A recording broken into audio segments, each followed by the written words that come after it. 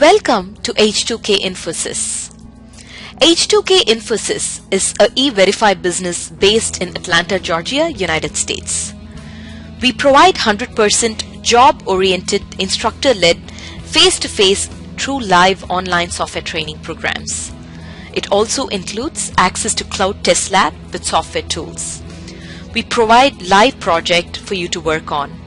We also provide assistance with mock interviews, resume preparation and review, and job placement assistance. H2K Infosys is trusted by so many students across the world.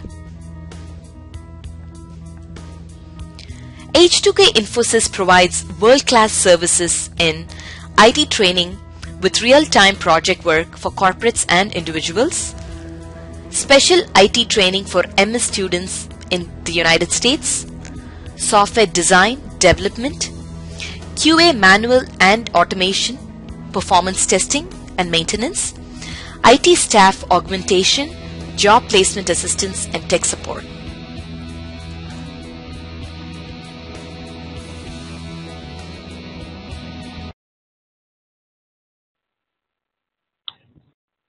Okay, let us start today's class.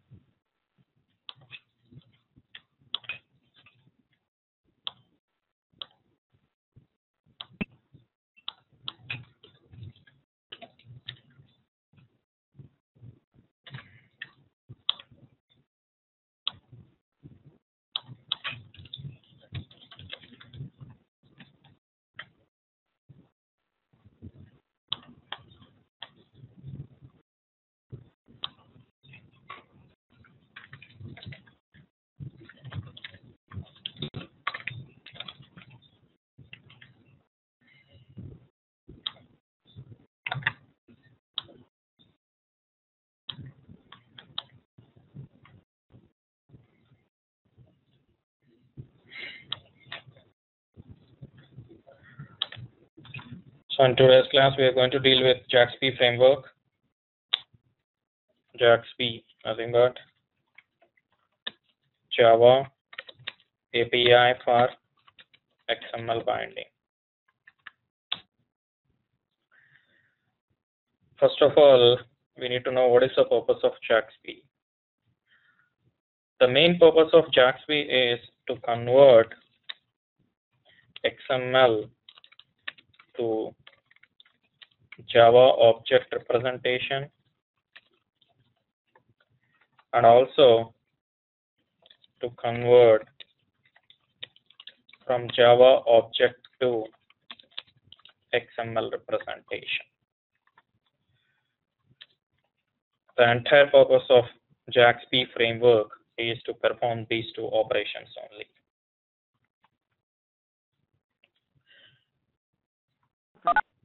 And first, before that, we just need to know, first of all, what is the purpose of converting our Java objects to XML representation. Normally, any client-server communication happens by using HTML communication only. In the sense, when we are sending some request or when we are requesting the data from client to server, the communication will happen over HTTP protocol and will send the data in terms of HTML markup language that will get generated by the browser. Let us say some enterprise applications who are discussing, but not over the web. In the sense, the client was not issuing the request from the browser side. The client is working on an enterprise application and he just wants to get the information or get the response from the server, and once after that he wants to process some other stuff based on the response. Then only he will display back to the client after processing the response, whatever that he has received from the server side. Let us take a normal example to explain this scenario. Let us say we want to work on a flight booking system.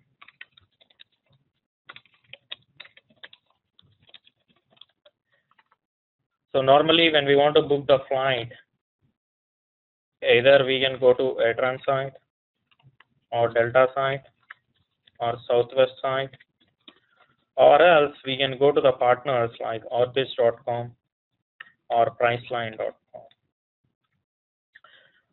So these are the vendors, Orbis and Priceline. They are not the direct airline providers. So when you ask the details, when you provide some information like, I want a flight between New York to Washington, so and so date 05/25, 05/29. When you have provided this information to Orbis, these guys, they'll contact ATRAN, Delta, or Southwest, and they'll fetch the information. Once they have received the response from these three sites, they will display it back to the client in a proper way. So from these sites, whenever they're contacting these websites or these service providers, they are supposed to send the information like, this is the source and destination, this is the startup date, and this is the return date. And these guys also, they're supposed to retrieve the information, whatever that you're sending. And once after that, they're supposed to process the request on the server side, and they are again supposed to send it back to the Orbis side. So here, it was not just like the client to server communication. The reason for that is you, as a client, you are asking orbis.com to get some information, but internally, Orbis was routing to ATRAN and getting the information from that place, and finally, it will display back to the user. So in this case, you can't communicate directly by using over the web communication. You are supposed to use internal communication only to talk to these guys. And orbis.com, let us say they have written the code in a PHP language. And ATRAN, you can't restrict ATRAN to written only in PHP language. Let us say they have developed based on Java and .NET for Delta. And Southwest, let us say it has used some other language, Flux as frontend or ActionScript, or let us say this is also using PHP as a server-side code. So that means when Orbis is trying to contact these websites or these service providers, the client side, as of now, let us assume Orbis is from the client side and these three are from the server side. They can only discuss with these guys across the network in a common language only. Because if you are discussing with respect to PHP language, this guy was not able to understand, and this guy was also not able to understand, and only this guy can understand and respond back with some content for the request. So that means whenever we want to communicate between the client and server, in these cases, you want a platform independent language, nothing but a neutral language between client and server, which is nothing but your XML.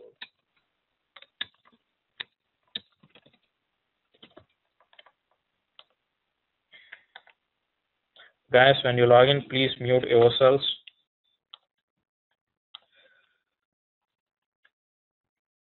So XML is a markup language, and also it's a platform independent and platform neutral language.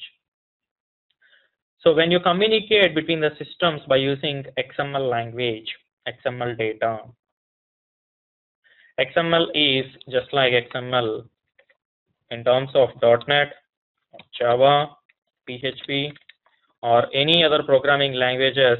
They can easily parse the XML and receive the information from the XML, and they can process the request. And also while responding back to the client, if they can respond back with XML format, and the client also, they can easily process the response and display onto the console. That's what normally happens with respect to orbis.com website or any of the vendors, priceline.com. If you go and search for some details between source and destination, you'll see that all the information will be displayed onto the first page itself. Let us say 20 results you got, 10 results from Atran and 10 results from Delta. All the information you'll see in the same format, displaying the timings and also the fare and the round trip price. And if there are any connections, it will provide those details as well. So once they got the response, Orbis.com has the capability of formatting the response, whatever that they have received, because they know what will be the response that they are going to get from Orbis.com, and based on the response, they have designed some format, and that's the reason you'll see the text content in terms of a box representation.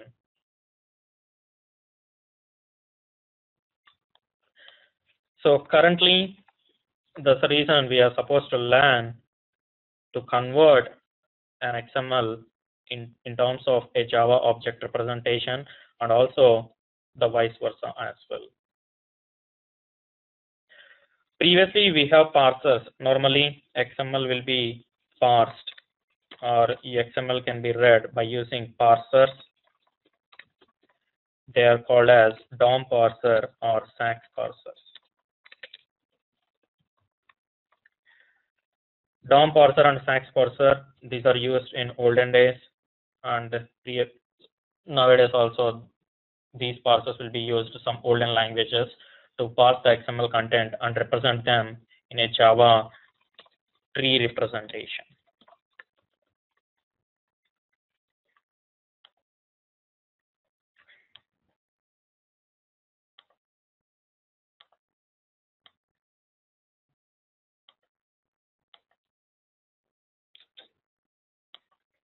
I'm sorry, by mistake I have clicked on stop button.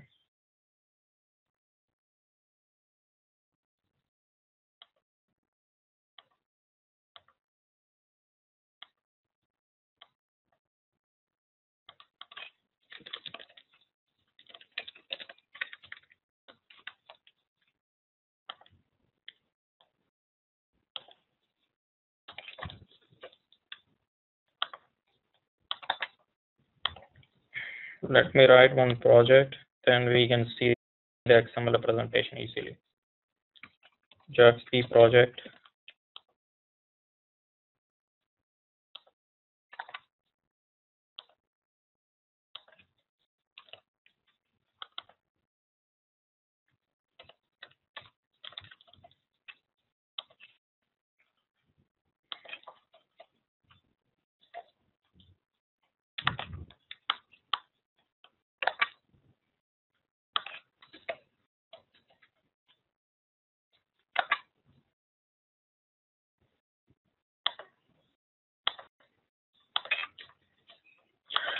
So this is our employee XML, the same whatever that we are using in our database.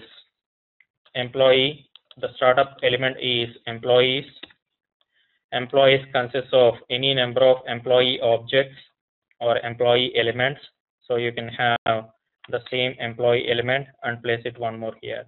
So that means your employees can consist of any number of employees, and each employee has an attribute employee ID, and all the information whatever that we have in our employee table represented in terms of elements of employee: first name, last name, salary, and designation. And once after that, our employee consists of an address object as well. Within address, it consists of again address attribute, ID attribute, and then city, state, and zip code. So that means we want to convert this employee XML representation in terms of Java objects. So anyway, you have already employee form bean and also address form bean. So if you can just map this XML to the Java object, you can easily call the getter methods, and your parsers can retrieve the information from these tags, and it will directly provide you Steve value when you call get employee first name or get employee last name or get salary or designation. Normally, XML or DOM parsers are used. Sorry, DOM or SAX parsers are used to parse your XML and represent them in terms of Java objects. But the problem with these two parsers, they represent the data in terms of a tree representation, and you can't access the data by using getter methods. They don't have any capability of converting the XML in terms of your Java POJOs or your bean objects. And once after that, our Sun API, or you can say our Java reference spec, they have released one more version, which is JAXB, which is used to convert XML back and forth. This one is usually called as unmarshalling. When you want to convert from XML to Java object representation, that will be called as an unmarshalling. When you want to convert from Java object to XML representation, that will be called as marshalling. So JAXB works on only two stuff. First one is marshalling, and the next one is unmarshalling.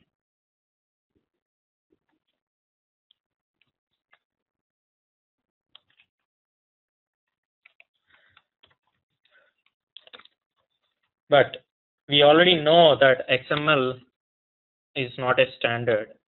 It's just a markup language, and you can write any kind of element names within your XML. You can write employee, employees, first name, last name, salary, and designation. Someone can come here and write some other stuff like telephone number.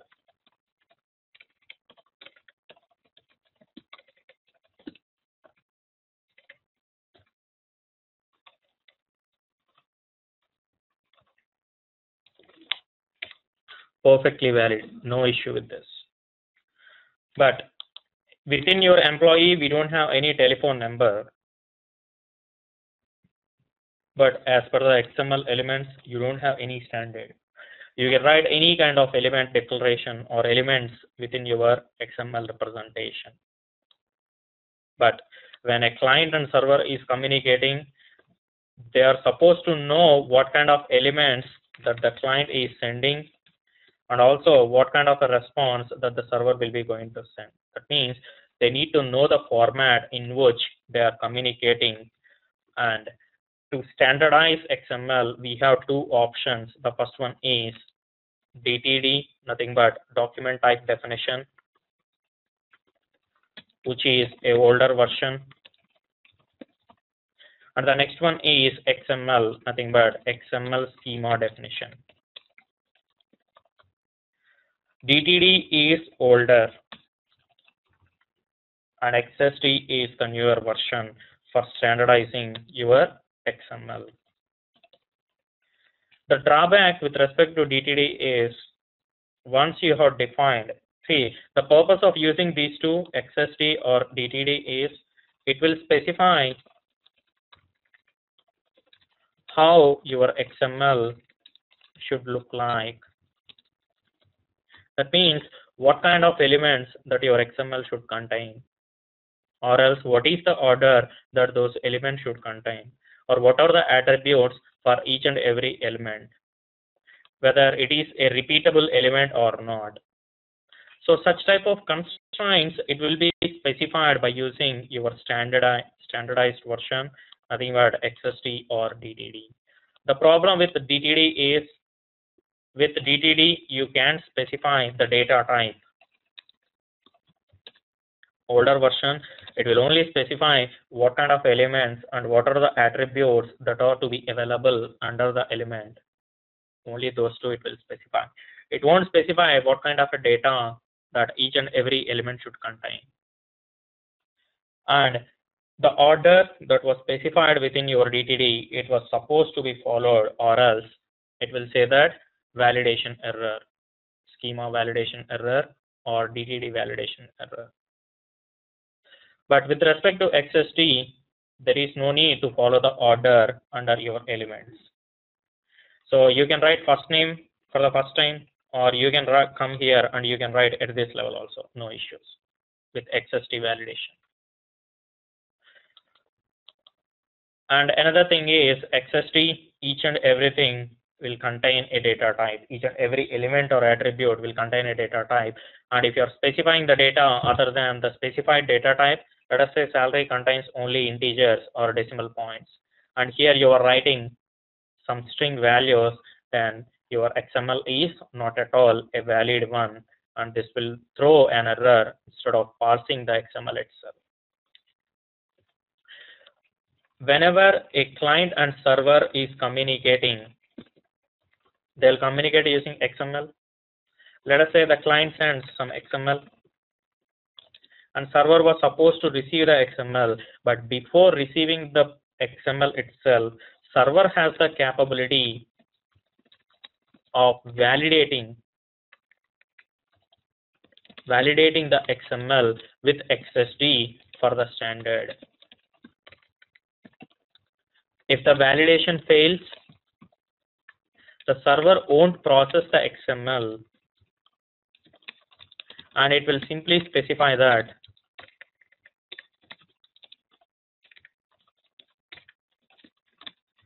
XML validation error. Sorry. So whenever your XML was not perfect, or whenever you have some schema errors, then your server, it's not at all required to process the XML or process the data. It will simply respond back to the client specifying that XML validation error for this element, and you are supposed to rectify that fault. And another concern is, between client and server, we want a definite XML or a standard XML or elements, because whenever a client sends a request, server was supposed to read the content from the XML file, and it was supposed to process the elements, process the data based on the element names only.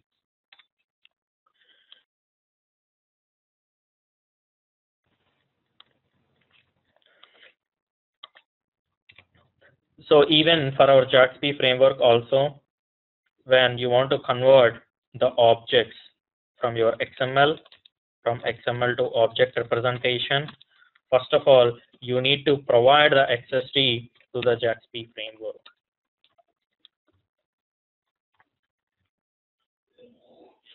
So currently, we have only XML. I just prepared one small XML based on our data. You can just go to any of the online tools to generate the corresponding XSD, or else you can download Altova XML Spy, but that is a paid version, so you'll get only 30-day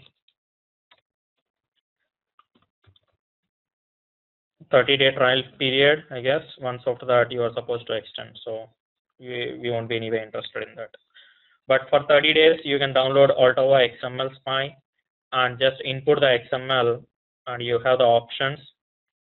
Once in the tool itself, you can easily convert from XML to XSD.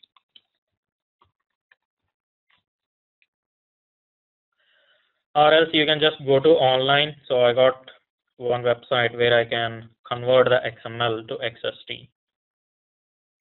So I inputted my XML and I'm clicking on the generate schema. Here you can see that normally the business team will provide the XSDs directly to you whenever you are supposed to work on any kind of this work. It's their responsibility, or else they'll ask you to prepare the XSD from the scratch. You can see that this is my XSD for the corresponding XML. You can just take this XSD,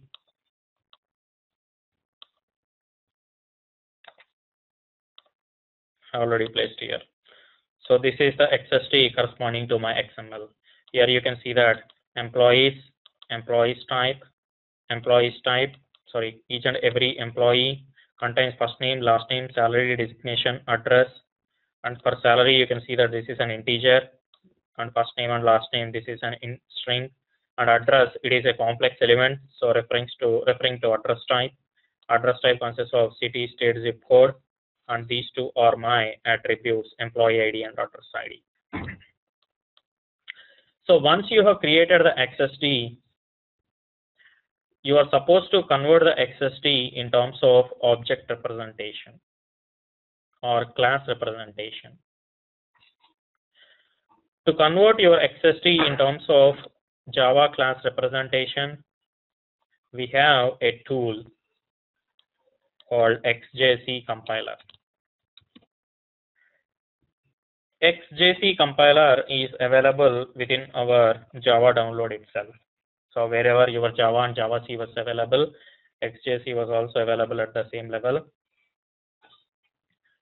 You can just make use of that XJC compiler because anyway your Java or Java C class path was already set. So it will work for XJC as well. XJC compiler will convert your XST in terms of Java object representation.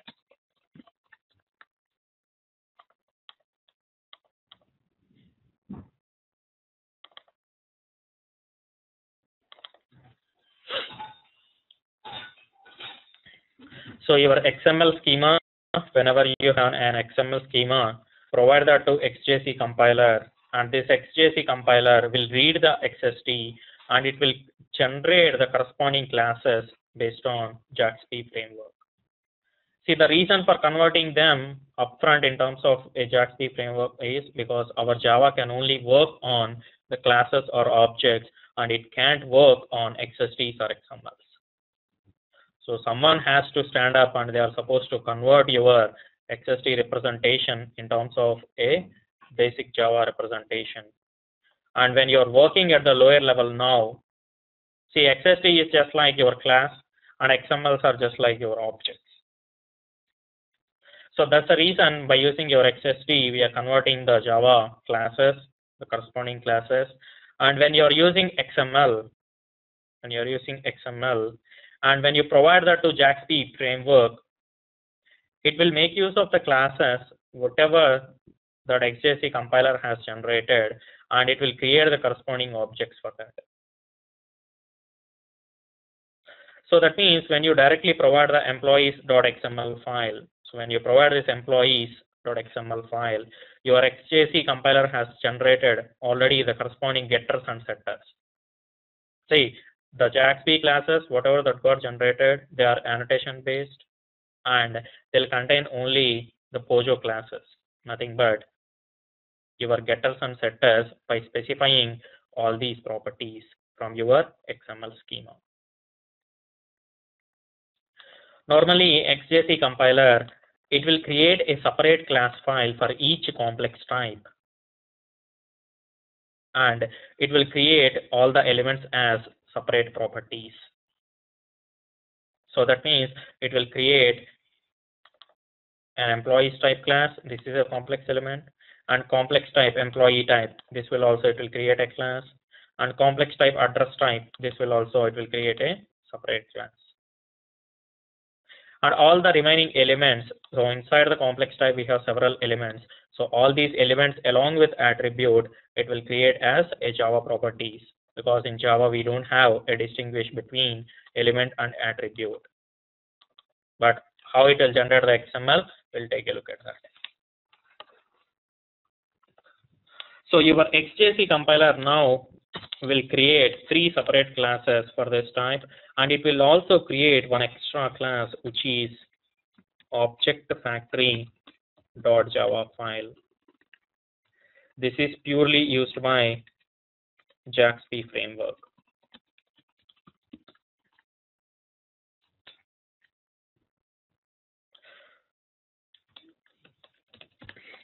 So now we have the XST. Let us start our first step. This is our XST. And our first step is we want to convert this XST to Java objects representation. Nothing but JAXB classes representation.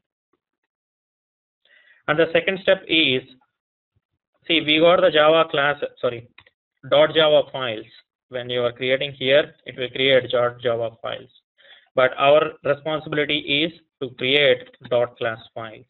So that means make use of Java C command and generate the corresponding .class files. And finally, for our .class file, create a jar file.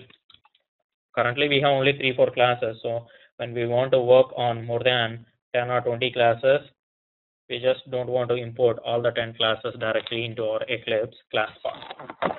It would be good if we can create a jar file directly for all those JAXB classes that got generated.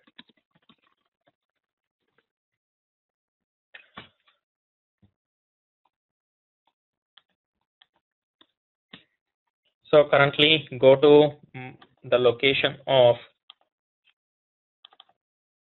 currently employee.xst was available in F drive, Java training, JAXB. So my employee.xst was available at this level. So we have specified that we need to use XJC compiler. So click on XJC, you'll see how to use the XJC, and also you'll see several options for the XJC compiler. And based on the required properties, required inputs for XJC, you can just generate the Java files directly. So normally,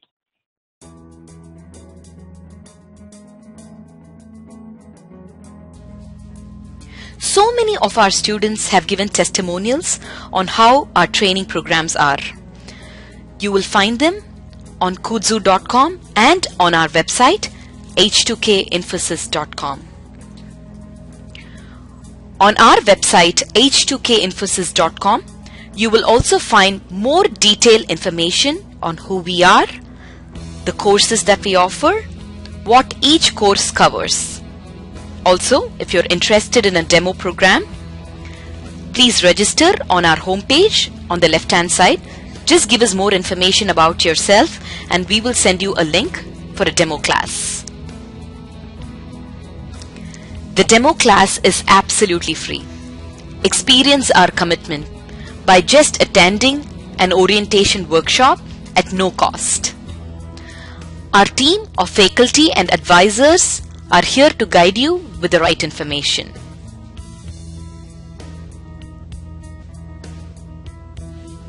If you still have more questions, please feel free to call us. Call us at 770-777-1269. This is a United States number. If you're calling from the UK, call us at 020-337-17615. You can also email us at training@h2kinfosys.com or h2kinfosys@gmail.com.